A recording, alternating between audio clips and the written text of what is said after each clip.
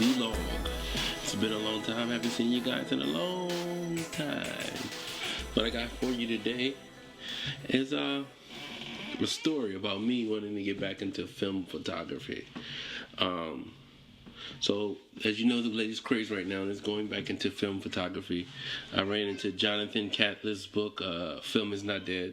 Sorry for the noise, it's the kids working photographer with a family. It's just where it goes. So I got into a book about Jonathan Canlas, and he's from Hawaii. Sorry if I got his name wrong.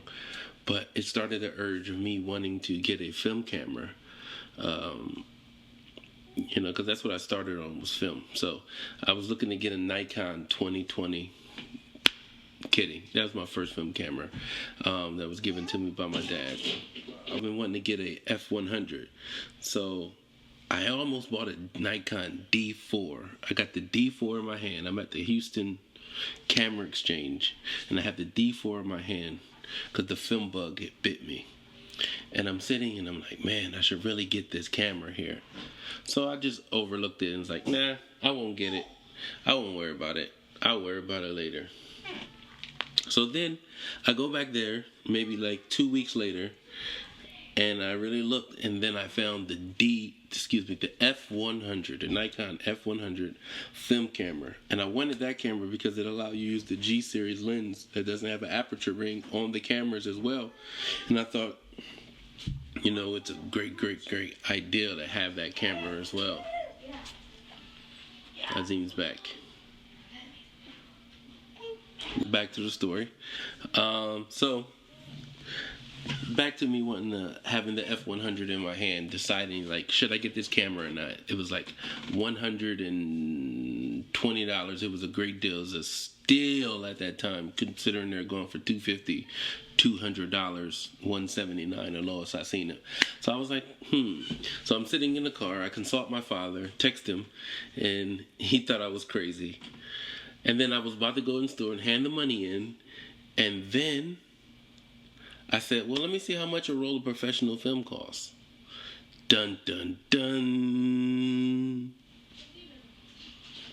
I was blown away by the price of film. So, needless to say, I was shooting color. I want to shoot color. Black and white, come on. I want to shoot color. So I decided not to get the F100. My dreams were shattered. My dreams of hope. So what I started thinking about myself, and I was like, well, what do I really, really, really want a film camera for?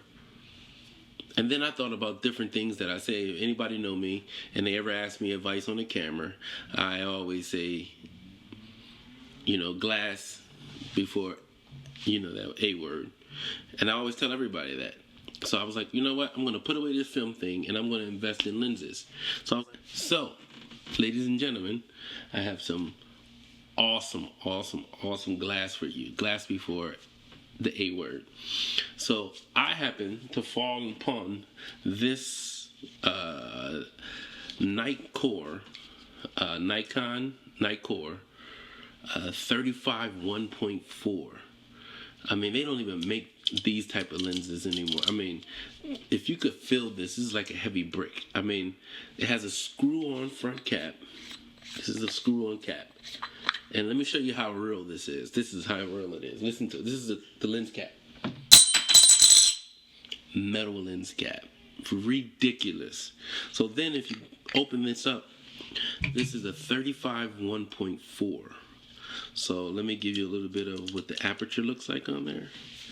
I don't know if you can see how serious and beefy this glass is right here. Like, this is some serious glass. This is real. And with the Nikons, the newer cameras, you can program lenses inside of them.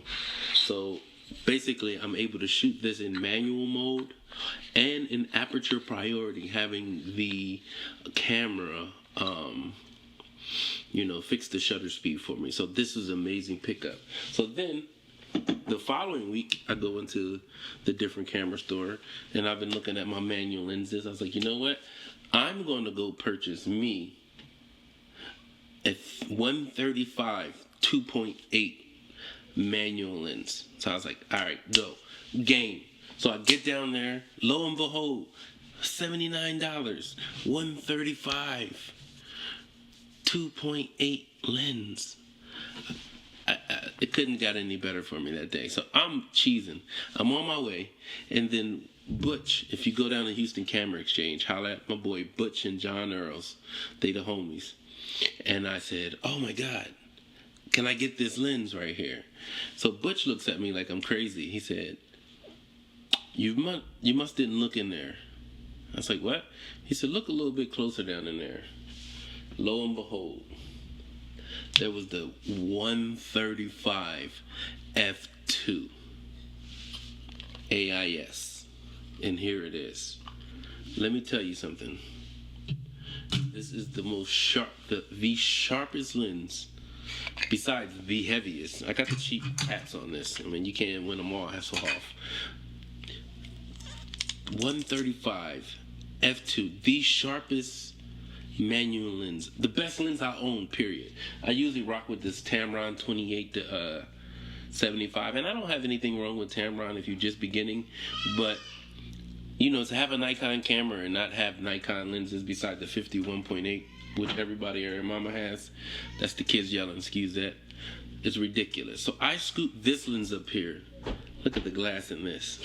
This is like crazy. It's a kid coming in, but it's okay. Just keep rocking. Has a built-in lens hood on here. So now mind you, I haven't shot any one of these professionally yet, but I'm itching to do it. I've shot a couple of events, but I haven't shot portraits yet with it.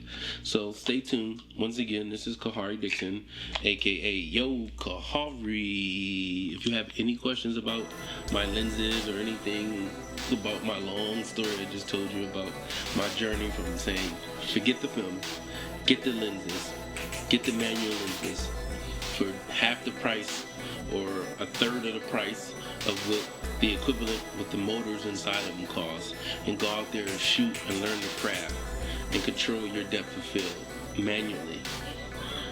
I mean, just go do it. Once again, it's Yo Khary. Hit me up on Twitter at Yo Khary. That's YOKHARY.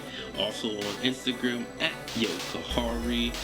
Under the Lens Hood, that's my blog. You can check that out at blog.kharydixon.com. Once again, it's Yo Khary.